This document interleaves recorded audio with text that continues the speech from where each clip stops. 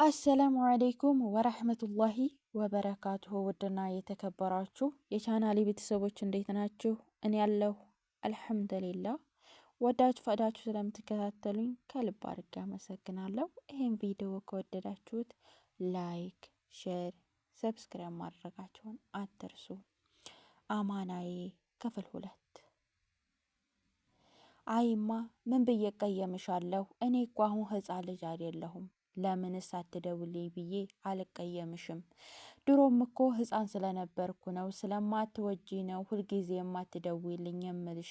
አሁን ግን ችግሮችሽ ይገቡኛል። ይሄን ተይውና እማ ግን ለምን ነው ወደ ሀገርሽ የማትመለሽው ብለን ነበር ያቆምነው።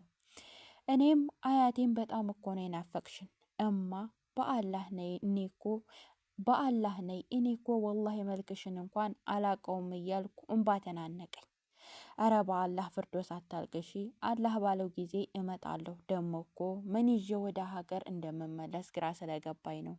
በቃ አንቺ ብቻ ዱዓ አርጊልኝ። ወላሂ እኔ ልጅ ዱዓ የማይሰራው የለም።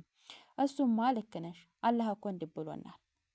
ባሮቹም ከኔ በጠየቁ ጊዜ እንዴት ዝበላቸው፣ እኔ ቅርብ ነኝ። የለመኑኝን ጸሎት በለመኑ ጊዜ አቀብላቸዋለሁ። ስለዚህ ለእኔ ይታዘዙ በእኔም ይመሩ ብሎናል። ግን እኮማ እኔ በሰገርኩ ቁጥር ዱዓ አደርጋለሁ፣ ግን አላህ ስለማይወደኝ ነው መሰል ዱዓዬን አይሰማኝም። ፍርዶስ ግን ምን ብለሽ ዱዓ አርገሽ ነው አላህን ያልሰማሽ? ሁሌም ያ ረቢ እማዬና አባዬን ቶሎ አምጣልኝ፣ ቢያንስ መልካቸውን ልወቀው። ደሞ እኮ ሁልጊዜ ጓደኞች እናትና አባታቸውን ሲያደርሷቸው ሳይ አለቅሳለሁ። ብቸኛ እንደሆንኩ አስባለሁ። የዛኔ አላህዬን ሁሉንም አሳካላቸውና ቶሎ ይምጡልኝ ብዬ ዱዓ አድርጋለሁ። ግን እማም እያለቀሰች ወይ ልጄ እንደዚህማ አትሁኚ፣ አንድ ቀን እመጣለሁ ኢንሻአላህ። ደግሞ ፍርዶስ ረሱል ሰለላሁ ዐለይሂ ወሰለም ስለ ዱዓ እንዲህ ብለዋል። ማንኛውም በመሬት ላይ ያለ ሙስሊም አላህን ከለመነ የለመነውን ያገኛል፣ ወይም እሱ ያላወቀውን ያላሰበውን ክፉ ነገር ይወገድለታል። በኃጢአቱም ወይም ዝምድና በመቁረጡ ላይ ሆኖ ዱዓ እስካላደረገ ድረስ ብለዋል። እንዲህ ስታወራ ስልኩ ተቋረጠ። እኔም በአሁኑ ሰዓት ይቋረጣል እንዴ ሲያናድ! ምን አለ ትንሽ ቢጠብቀኝ እያልኩ ዘወር ስል ዛሬም ማየቴ እያለቀሰች ነው። እረ በአላህ ቆይሽ፣ እኔን ለምንድን ነው ግራ የምታጋብኝ? የአንቺ ለቅሶ፣ የእማዬ አለመምጣት፣ የአባዬ መጥፋት፣ የሰው ንግግር። አረ አያቴ በአላህ ልለምንሽ፣ የምትወጂ ከሆነ ካለሁበት ጭንቀት ገላግልኝ፣ ሁሉንም ነገር ንገሪኝ ባክሽ እያለቀስኩ ለመንኳት። አማናዬ የጠየቅሽኝን ጥያቄ እኮ እመልስልሻለሁ። ግን ምን ዛሬም ህፃን ነሽ ልትይ ነው? አይደለም ግን ያልኩሽን አሁኑ ሰዓት ሄዷል። ይሄው 12 ሰዓት ሆኗል። አሁን ሰላታችንን እንስገድና አንቺም የምትቀሪውን ቀርተሽ ቁርስሽን ብይና ትምህርት ቤት መሄድ አለብሽ። ደግሞ አርፍደሽ የትምህርት ቤቱ በር እንዳይዘጋብሽ። የጠየቅሽኝን ጥያቄ በሰፊ ቀን አጫውትሻለሁ። እኔም ተናድጄ ነበርና አያቴ ዛሬ ሳትነግሪኝማ የትም አልሄድም። ትምህርቱም ቢሆን ገደል ይግባ፣ ከኔ ጭንቀት አይበልጥም። አማናዬ የምን ጭንቀት ነው ደግሞ የምታዋሪኝ? አባትሽም ቢሆን የጠፋው ሳውዲ አረቢያ ገጠራማ ቦታ ስለሚሰራ ኔትወርክ ስለሌለው እንጂ ረስቶሽ አይደለም። በዛ ላይ ስራዎቹም ስለሚደራረቡበት ሰዓት ስለሌለው አልተመቻቸለት ስላለ ነው ይሄን የሚያስጨንቅሽ። አዎ እንዴት አያስጨንቀኝም? ይገርማል። አባቴም ኔትወርክ ስለሌለው ነው የማይደውልልኝ። እናቴም ኔትወርክ ስለሌላት ነው ብዙ ጊዜ የማትደውልኝ። እንዴ አያቴ እናቴስ እሺ መቼም አንዳንዴ ኔትወርክ ሲኖር ትደውላለች። አባቴ ግን እስከ መቼ ነው መፈጠር ይረስቶኛል። ለኔ ለአንዱ ልጁ እንዴት የመደወያ ኔትወርክ ያጣል? ከአካባቢው ወጣ ብሎ ቢያንስ ከሳምንት አንድ ካልሆነ ከወር አንድ እንዴት መደወል ያቅተዋል? ታውቂያለሽ አያቴ፣ እኔ ወላሂ አባቴን የማስታውሰው ሁልጊዜም ቢሆን ምን አለ አሁን ከኔ ጋር በሆነ ብዬ የምመኘው ግን ግን ልክ የኔ ጓደኞች አባታቸው ትምህርት ቤት ሲሸኛቸው አቅፎ ሲሰማቸው ብቻ ምን ብዬ ልበልሽ? ምን ልበልሽ አያቴ? እኔ እኮ ምናልባት አንድ እንኳን መጥቶ በተመለሰ እነዛ ምቀኞች ውሸታሞች መሆናቸውን በነገርኳቸው እያልኩ እንባዬን ማፍሰስ ጀመርኩ። ምን እያልሽ ነው? ማን ነው ውሸታም? እነዛ ናቸው ጎረቤት ተብዬዎቹ እነ መክያ ማለትሽ ነው? አዎ አያቴ እነ መክያ። እነሱ ደግሞ ምን ብለውሽ ነው? አያቴ ምን ይሉኛል? እነሱን ታያቸው፣ ዝም ብለው ነው እንጂ የሚያወሩት። በአላህ ንገሪኝ፣ ምንድን ብለውሽ ነው? አይ አያቴ ዝም ብለው ነው ስልሽ በቃሽ። በአላህ ካልሽኝስ ልንገርሽ ግን አያቴ በአላህ ምንም ነገር እንደማትነግሪያቸው ቃል ግቢልኝ። ምንም ነገር አልናገርም ንገሪኝ። ደግሞ በእኔ አትተማመኝብኝም እንዴ? አያቴ እንዴት ነው ማልተማመንብሽ? አንቺ እኮ ከእናትም በላይ ለእኔ ውድ ነሽ። እንዴት እኮ እንደምወድሽ ለማረሳሳት ነው ብዬ ተነቃቅተናል። አሁን የጠየቅሽኝም መልሽልኝ። እሺ በቃ ከተነቃስ እነግርሻለሁ። አንድ ቀን መክያ ትምህርት ቤት ስሄድ አገኘኋት። እኔም አሰላሙ አሌይኩም መክያ ደህና ነሽ? ቤተሰቦችሽ እንዴት ናቸው ብዬ ጠየቅኳት። እሷም አልሐምዱሊላ ደህና ናቸው። አንቺስ ደህና ነሽ? አያትሽስ እንዴት ናቸው? እናትሽስ ትደውላለሽ? አባትሽስ ይደውላል አለችኝ። እኔም አልሐምዱሊላ አያቴ ደህና ናት።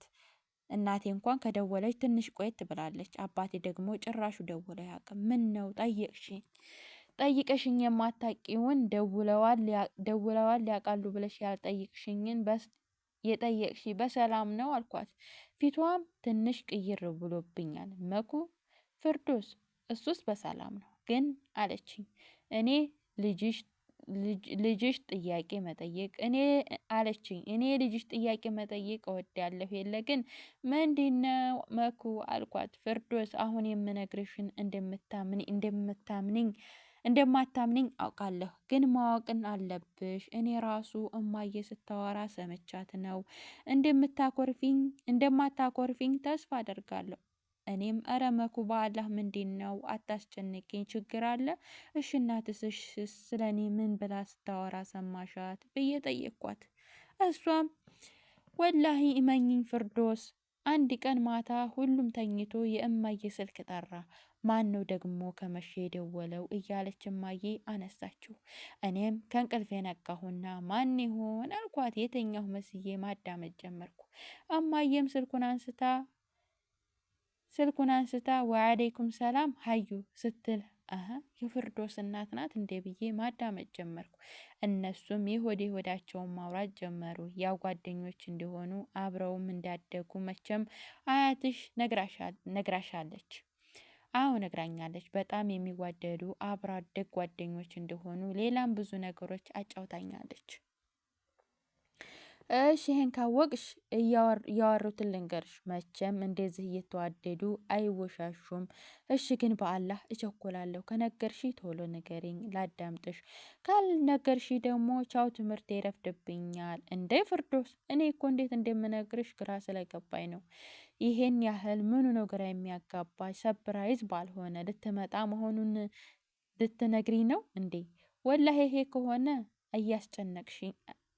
እያስጨነቅሽኝ እኔ ለማንም አልናገርም። እኛን ሳትነግረን ሰፕራይዝ ልታደርገን ነው። ለነገሩ እኔም ጠርጥሬ ነበር፣ ገና ናፍቃችሁኛል ስትል እንደምትመጣም አውቄ ነበር። ይሄንን ነው አይደለ የሰማሽው መክያ?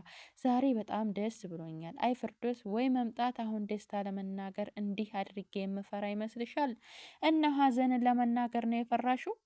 አይደለም ፍርዶስ፣ ግን እንዴት እንደምነግርሽ ጨንቆኝ ነው። አንቺ እንደሆንሽ መቼም ላትነግሪ ትምህርቴን አታስረፍጅብኝ።